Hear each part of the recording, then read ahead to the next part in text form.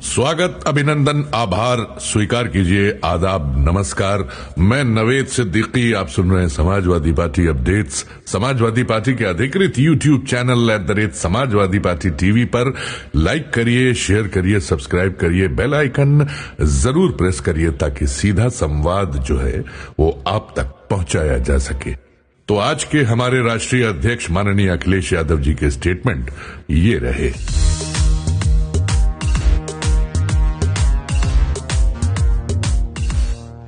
Samajwadi party के राष्ट्रीय अध्यक्ष एवं पूर्व मुख्यमंत्री श्री अखिलेश यादव ने कहा है कि समाजवादी पार्टी ने आरक्षण दिवस 26 जुलाई को संविधान महास्तंभ स्थापना दिवस के रूप में भी मनाने का विनम्र निर्णय ले रखा है, क्योंकि इसी दिन महात्मा ज्योतिबा फुले जी द्वारा संकल्पित आरक्षण को कोल्हापुर के परम आदरणीय अनुकरणीय श्रीमंत महाराज राजश्री छत्रपति शाहू जी महाराज ने अपने कोल्हापुर राज्य में लागू किया था। इसी दिन आरक्षण देने का शुभारंभ हुआ था। श्री अखिलेश यादव ने कहा कि सामाजिक न्याय की भावना को आरक्षण के रूप में इसी दिन अमल में लाया गया था, जो आगे चलकर बाबा साहब भीमराव अंबेडकर जी के सद प्रयासों से हमारे संविधान में एक जन अधिकार के रूप में सामाजिक न्याय को सुनिश्चित करने का मूल आधार बना और देश में लोकतंत्र की स्थापना का मूल सिद्धांत भी। इसके लिए हर वर्ष 26 जुलाई से अधिक ऐतिहासिक अवसर और क्या हो सकता है, क्योंकि विचार को सही में लागू करना ही तो सबसे बड़ा और प्रभावशाली उदाहरण होता है, जो परम आदरणीय अनुकरणीय श्रीमंत महाराज राजश्री छत्रपति शाहू जी महाराज जी ने इस दिन लागू करके दिखलाया था।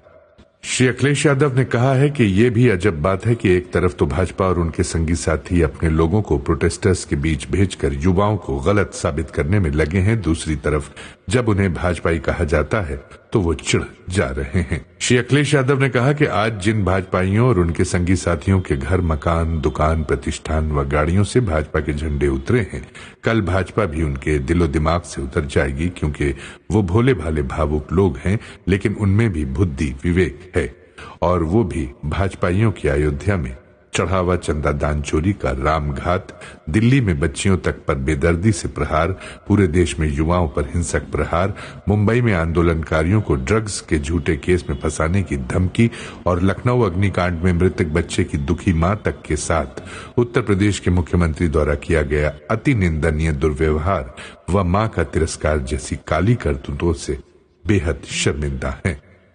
श्री अखिलेश यादव ने कहा कि अब भाजपा के पेड और अनपेड तथाकथित समर्थक भी अब किसी काम नहीं आ रहे हैं। दरअसल अब वो जन आक्रोश को देखकर घर से बाहर तभी निकल रहे हैं जब बहुत ज्यादा मजबूरी हो। इसीलिए मोहल्ले और सोसाइटियों के पार्कों में भी अब वो बरसाती वायरल बुखार या सर्दी जुकाम के नाम पर तबीयत खराब होने का बहाना करके नहीं जा रहे हैं। उनके व्हाट्सएप ग्रुप भी ठंडे पड़े हुए हैं। श्री अखिलेश यादव ने कहा कि भाजपा के कट्टर समर्थकों के सामने सबसे बड़ा संकट यह है कि उन्होंने पिछले 10-12 सालों में हर कुतर्क से भाजपा और उनके संगी साथियों की ढाल बनकर रक्षा की, अपने बचपन के मित्रों, सहपाठियों, सहकर्मियों व सहयोगियों से लड़ाई की, लेकिन अब वो भी भाजपा की कारस्तानियों से समझ गए हैं कि असल में वो खुद ही गलत थे, तो किस मुंह को लेकर घरों से बाहर निकले। जिस तरह भाजपा ने लोकतंत्र को खत्म किया, सरकारी विभागों, एजेंसियों का भ्रष्टाचारीकरण किया, कमीशनखोरी से महंगाई बढ़ाकर लूटा, शिक्षा परीक्षा में घनघोर धांधली की व भर्ती नौकरी रोजगार की जगह केवल अपने कुछ भाजपा समर्थक गिने चुने खरबपतियों के लिए श्रमिकों को पैदा करने का काम किया, बलात्कारियों को छुड़वाकर गले में हार डलवाया, दुनिया के सबसे घिनौने अमेरिकी कांड में नाम आने पर भी अपने मंत्री को नहीं हटाया, उत्तराखंड हो या उत्तर प्रदेश की बेटी, उनके बलात्कारियों को बचाया, लखीमपुर खीरी के थार कांड में किसानों को मारने वाले के साक्षात सबूतों को झुटलाया, पीडीए पर हर तरह का अत्याचार किया व उनके आरक्षण मारने के लिए कोर्ट में साजिश का जाल बिछाया, संविधान को मिटाने की हर संभव कोशिश की, विपक्ष पर अनर्गल आरोप लगाकर झूठे मुकदमे किए, बुलडोजर व एनकाउंटर का अमानवीय दुरुपयोग किया, यहां तक कि शंकराचार्य जी पर भी